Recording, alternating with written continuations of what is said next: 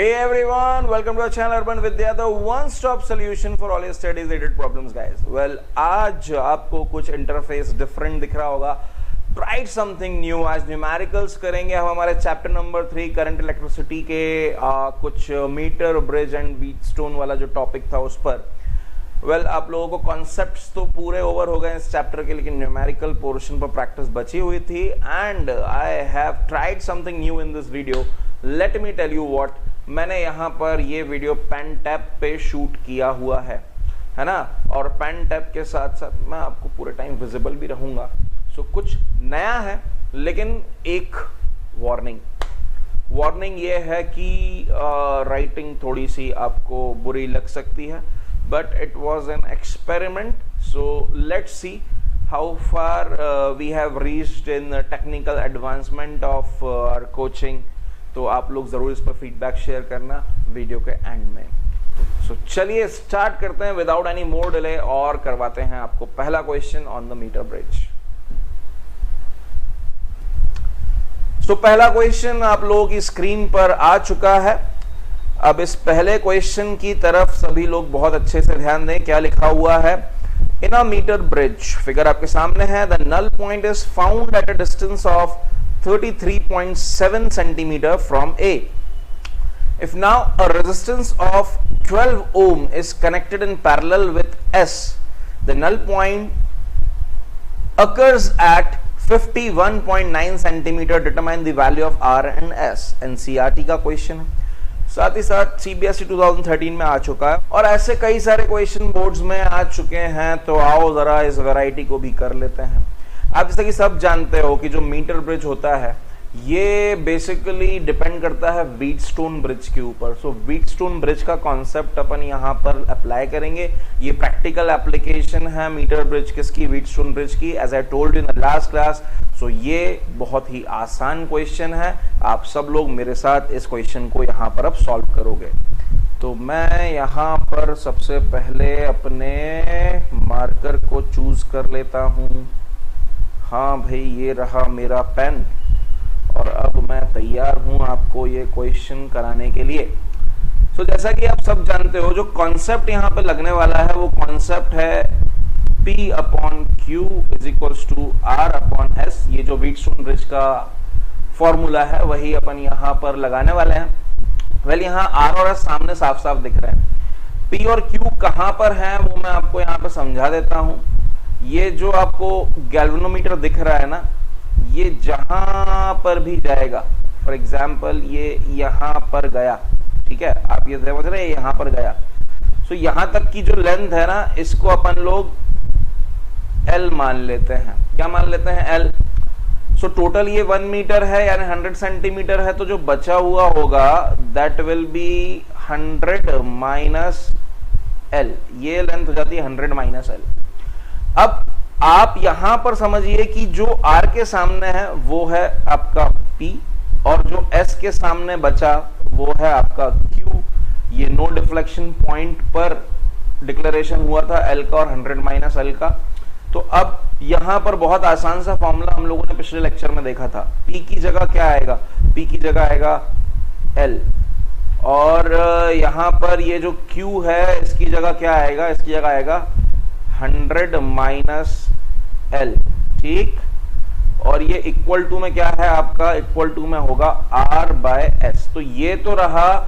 इस कॉन्सेप्ट को अगर अपन देखें यहाँ पर, अपन को जो क्वेश्चन में आगे लगने वाला फॉर्मूला वो आपके सामने ये आ गया है, ठीक है.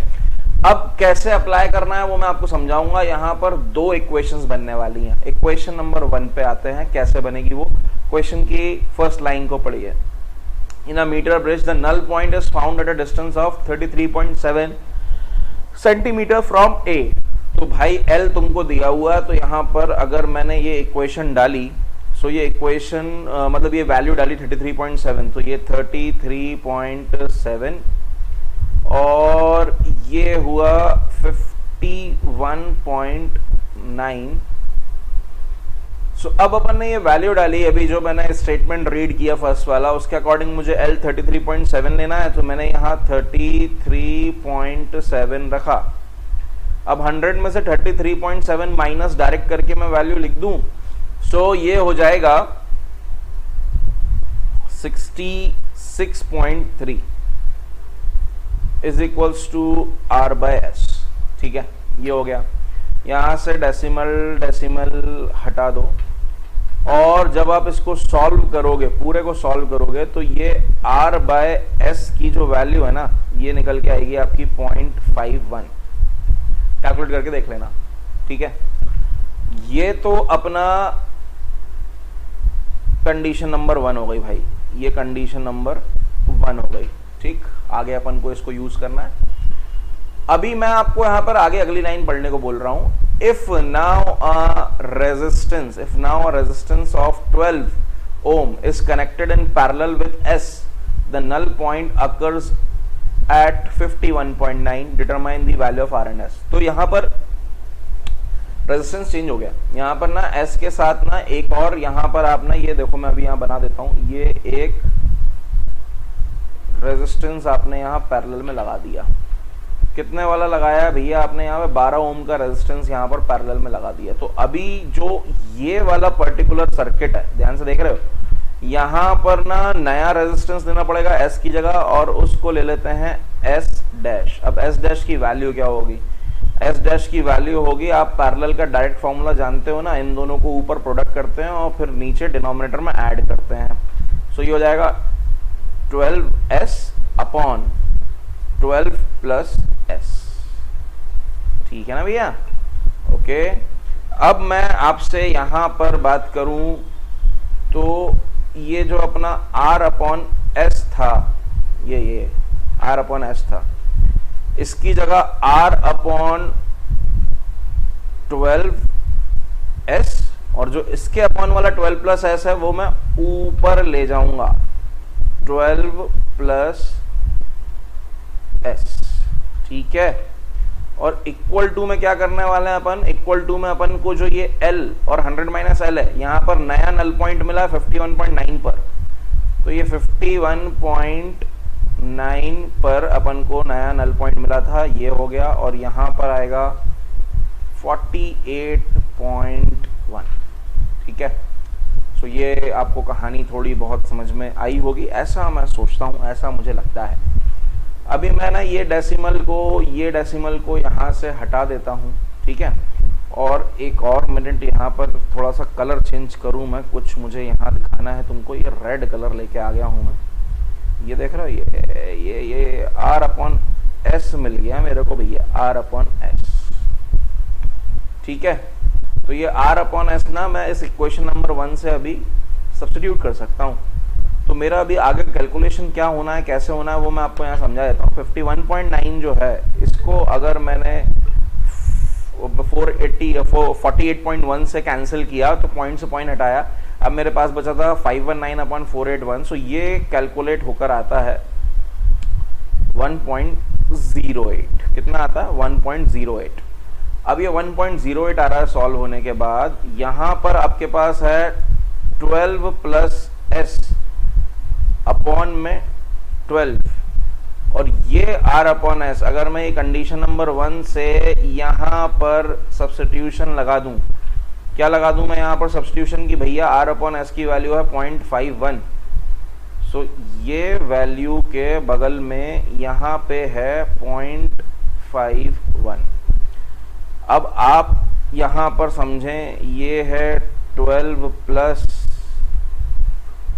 S is equals to 1.08 into, यहां पर आपका क्या है भैया? यहां पर आपका आएगा 12। ओके, एंड यहां पर आपको लिखना है पॉइंट का 51। ठीक, सो इन सबको कैलकुलेट करके जो S की वैल्यू मुझे मिलेगी, सो भाई इन सबको कैलकुलेट करके जो मुझे S की वैल्यू मिलेगी वो क्या मिलेगी? It will be 13.4 ohms. ठीक है, 13.4 ओम्स। और एक बार S की वैल्यू मिल गई तो आप अब यहां पर जाकर इस कंडीशन में 1 में जाकर R की वैल्यू कैलकुलेट कर सकते हो ना। क्या कैलकुलेट कर सकते हो? 0.51 इनटू आपने मल्टीप्लाई कर देना ये जो वैल्यू है एस की 13.4। सो कैलकुलेशन के बाद जो फाइनल आंसर आएगा दैट विल बी 6.84। कितना आएगा वो 6.84। सो आई होप ये क्वेश्चन आप लोगों को बहुत अच्छे से समझ में आ गया होगा, कोई दिक्कत नहीं रही होगी, है ना। अभी कुछ लोगों को हो सकता है कि कुछ कुछ पोर्शन दिख नहीं पा रहा हो, तो मैं वो कुछ पोर्शन आपको यहाँ पर दिखा देता हूं। ले लो भाई स्क्रीनशॉट ले लो सॉल्यूशन का। ये देखो, ये हम गायब हो गए। सो अब आफ्टर दिस क्वेश्चन आती है बारी नेक्स्ट क्वेश्चन की। अब अगले क्वेश्चन पे आपको लेके चलते हैं। हाँ भाई, सो अगला क्वेश्चन देख पा रहे हैं आप लोग आपकी स्क्रीन पर। अब इस क्वेश्चन पर बात करनी है। तो देखिए भाई, लिखा हुआ है ना, metre bridge balance point is found at a distance L1 with resistance R and S as shown in the figure। ये डायग्राम है। ये देखो आप पिछले क्वेश्चन से कितना इंस्पायर्ड है। अब यहाँ पर x है, वहां पिछली बार 12 था, लेकिन यही किया हमने कि s के साथ पर पैरेलल में x लगा दिया है। और ये जो गैल्वेनोमीटर नो डिफ्लेक्शन पॉइंट है, ये यहाँ पर L1 पे दे रहा है। तो हमको ना यहाँ पर करना क्या है, when an unknown resistance x is connected in parallel with the resistance S, the balance point shifts to a distance L2। Find the expression for x in terms of L1, L2 and S। इनके terms में आपको expression निकालना है। CBSE 2009 में आया हुआ ये question है, ठीक है। तो मतलब आप समझ जाइए कि मीटर ब्रिज कितना इंपॉर्टेंट टॉपिक है, उस पर क्वेश्चंस आते ही हैं ऑलमोस्ट, आपको ये समझ में आने लगा होगा। तो वही हुआ है जो पहले हुआ था, मतलब अभी L1 है, जब तक ये R और S पिक्चर में थे। जब ये X जुड़ गया तो यहाँ पर ना एक गैल्वेनोमीटर का एक दूसरा पॉइंटर यहाँ पर कहीं जाएगा, L2 पॉइंट यहाँ पर बनेगी। लेंथ यहाँ A से लेकर उस पॉइंट की जो होगी वो L2 होगी, ऐसा हमको दिया हुआ है। तो बिल्कुल वैसे ही अप्रोच करेंगे जैसे पिछला क्वेश्चन किया था, बस इस बार आपको जो आंसर है वो वेरिएबल के टर्म्स में देना है। So let's begin for this question. आइए, उठा लेता हूं मैं अपनी जॉयस्टिक, अपना पेन। थोड़ी यार हैंडराइटिंग को लेकर माफ करना यार, मतलब ये मेरा नया नया एक्सपीरियंस है। पेन टैप पर लिखने में थोड़ी राइटिंग प्रॉपर नहीं आ रही, जो मेरी ओरिजिनल राइटिंग है वो नहीं आ रही, लेकिन हाँ ठीक है, चलता है भाई। मुद्दा है क्वेश्चन सॉल्व होना चाहिए और टेक्नो फ्रेंडली थोड़ा थोड़ा तो भैया होना ही पड़ेगा, मतलब ऐसे काम नहीं चलेगा आज की डेट में बस कि भाई आपको सिर्फ पढ़ाना आता है, टेक्नोलॉजी भी आपको आनी चाहिए। चलो, तो सबसे पहले अपन लोगों को यहाँ पर जो फॉर्मूला मालूम है वो यहाँ पे फॉर्मूला लिख देता हूँ, तो मैं बार बार उसे यूज करूंगा। R by S is equals to होता है, ओके। सो ये फॉर्मूला लगेगा, 2 बार लगेगा, पहले लगा देते हैं। ये लीजिए, यहाँ पर पहले लिखना चालू किया। सबसे पहले अपन लोगों ने यहाँ पर लिखा R by S is equals to, then this is L1 है ना, L1 अपॉन 100 माइनस L1, ये तो लिख लिया अपन ने। ये अपन ने यहाँ पर लिख लिया, ये कंडीशन नंबर 1 बोल के अलग। अब R अपॉन S की जगह आपको मालूम है अभी यहाँ पर SX नहीं होगा, यहाँ S डैश ले लिया है अपन ने, यहाँ पर नई वैल्यू लेनी है रेजिस्टेंस की, and this will be XS upon X plus S। You all know this, ये पहले भी अभी आपको करवाया था। तो अभी जब सेकंड की सिचुएशन आएगी तो यहाँ पर S डैश आएगा, क्योंकि रेजिस्टेंस जो है वो बदल गया है। तो अब यहाँ पर आप लिखोगे XS और अपॉन में आपने लिखा X प्लस S, ठीक है ना भैया। इक्वल टू में क्या आएगा, इक्वल टू में लेंथ चेंज हो जाएगी। सो अब यहाँ पर लेंथ जो है वो अब L2 है, नया अपना नो डिफ्लेक्शन पॉइंट, और यहाँ पर आप लिखोगे 100 माइनस L2। नाउ व्हाट, अब जरा आप यहाँ पर आए, पॉइंट पे आए, और ये इधर पे ये R अपॉन S दिख रहा है। सो यूजिंग कंडीशन नंबर 1 अपन क्या कर सकते हैं, अपन ये वैल्यू यहाँ पर जो लिखी हुई है वो लिख सकते हैं। तो अपन ने यहाँ पर लिख लिया L1 अपॉन 100 माइनस L1, ठीक है। अभी मैं आप लोगों को नहीं दिख रहा होऊंगा, मतलब मैं आपको दिख रहा होऊंगा तो मेरे पीछे ये चीज जा रहा होगा, फॉन्ट जा रहा होगा। So I will correct it, I will rectify it. ये देखो मैंने कुछ लिखना चालू किया, ये हट गया मैं यहाँ पर स्क्रीन से, दिख गया। चलो अभी थोड़ी देर बाद जो है मैं प्रॉपरली हट जाऊंगा, इस स्टेप को अभी आपको पूरा अच्छे से डिस्प्ले करूंगा। अच्छा, और यहाँ पर क्या है, और यहाँ पर जो है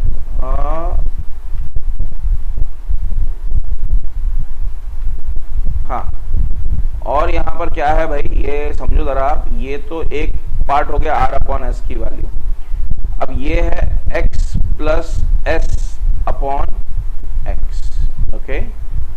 जो रिमेनिंग था वो इसमें लिख दिया इस तरीके से। अब यहाँ क्या है, L2 अपॉन 100 माइनस L2, ठीक। अभी आप इसको उस तरफ लेके चले जाओ। So this is 1 plus S upon X is equals to L2 by L1, ठीक है, L2 बाय L1। ऊपर आया 100 माइनस L1, नीचे आया 100 माइनस L2। ये ब्रैकेट यहां पर बंद। 1 यहां पर आपने जो है अब सब्ट्रैक्ट कर दिया, s बाय एक्स यहां पर लिखा है इक्वल्स टू में। यहां पर क्या हुआ भैया, यहां पर देखें आप, this is 100 L2 minus L1 L2 upon में कितना लिखोगे आप, 100 L1 माइनस L1 L2। और ये जो +1 था ना, वो इस तरफ जाके क्या हो गया, -1। अब क्या करना है बच्चों, अब बस एलसीएम लेना है। सो कलर फॉन्ट चेंज करो यार, बहुत देर से इसी कलर में लिख रहा हूं मैं, ग्रीन। सो अब क्या होगा भैया, अब ये एलसीएम लेने की बारी है थोड़ी सी भैया, एलसीएम ले लो प्रॉपरली। सो 100 L2 माइनस, धीरे धीरे राइटिंग सुधर तो रही है, मतलब इतनी बुरी भी नहीं जा रही है, लेजिबल तो है। और ये प्लस का L1 L2, और ये अपॉन में 100 L1 माइनस L1 L2, ठीक।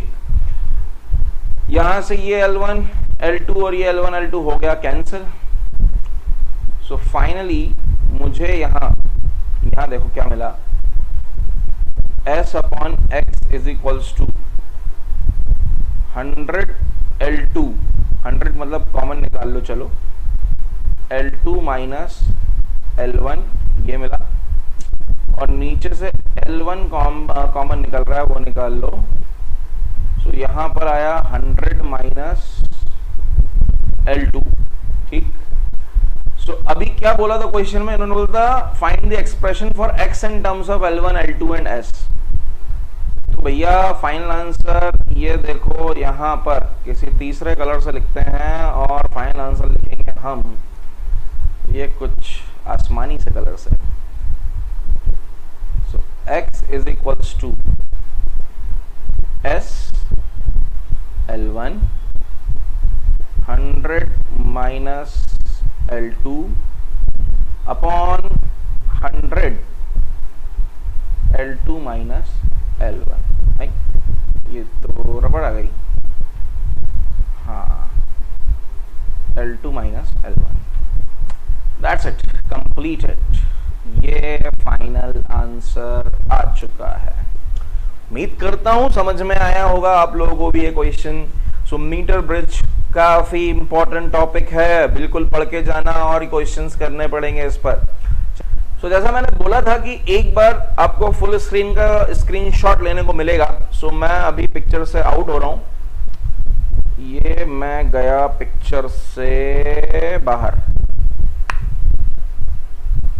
Take the screenshot. सारी विजिबिलिटी है कि नहीं प्रॉपर, ये मैं चेक कर रहा हूं। यहाँ पर आपको सब कुछ दिख रहा है कि नहीं दिख रहा है?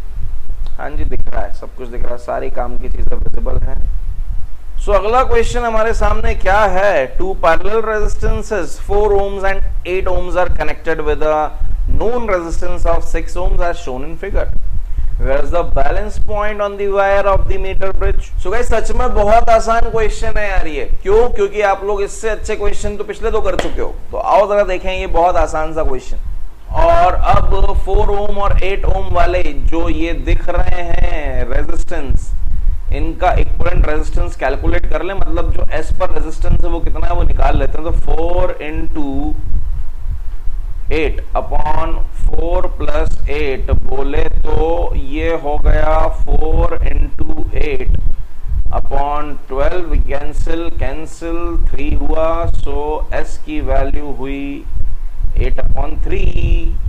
ये याद रखेंगे। अब आ जाओ साहब, आप दूसरा कलर लेके आओ भाई। हाँ जी, चलो थोड़ा डार्क ब्लू लेके आते हैं। अब यहां पर अपन जानते हैं फॉर्मूला अपना कि R upon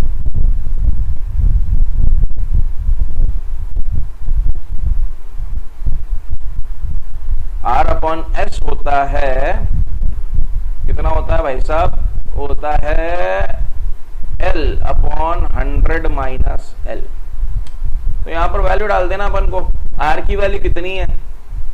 R R R R R R की वैल्यू कितनी है? हाँ जी, R की वैल्यू 6 है। इसकी वैल्यू कितनी है? S की वैल्यू कितनी है? 8/3 है। ये 3 ऊपर चला गया। ये L, ये 100 माइनस L। अभी ये तो फर्दर इसको क्या कर सकते हो? इसको लिख सकते हो 3, इसको लिख सकते हो 4। So 9/4 equals to L/100 minus L। इधर पे गया तो ये हो जाएगा 900 माइनस 9L इक्वल्स टू में ये हो जाएगा 4L। इधर से मिला आपको 900 इक्वल्स टू 13L। L की वैल्यू हुई 900/13। अब 900/13 को आप कैलकुलेट कर सकते हो एंड मैं आपको डायरेक्ट आंसर बता देता हूं यहां पर कितना आने वाला है। सो दिस इज 69.2। इसको सॉल्व करोगे तो L की वैल्यू मिलेगी 69.2। तो जो बैलेंस पॉइंट आया वो 69.2 सेंटीमीटर पे आया फ्रॉम A। तो क्वेश्चन हुआ कंप्लीट। अब मीटर ब्रिज पे सारे क्वेश्चन हो चुके हैं, बात बचती है अब पोटेंशियोमीटर पे। तो अपन अब पोटेंशियोमीटर क्वेश्चन करेंगे अगले लेक्चर में। आज के लिए tata bye bye, see you soon in the next class. Feedback जरूर शेयर करें आज की क्लास कैसी लगी, because it was an experiment from my side and आगे के लेक्चर्स अपन इसी फीडबैक पर लेंगे कि न्यूमेरिकल्स करने के लिए क्या ये पैंटअप वाली क्लास अच्छी है या आपको बोर्ड पे ही ज्यादा बेटर समझ में आया। सो एक बार अभी आप लोग स्क्रीनशॉट ले सकते हैं, मैं स्क्रीन से आउट हो जाता हूं।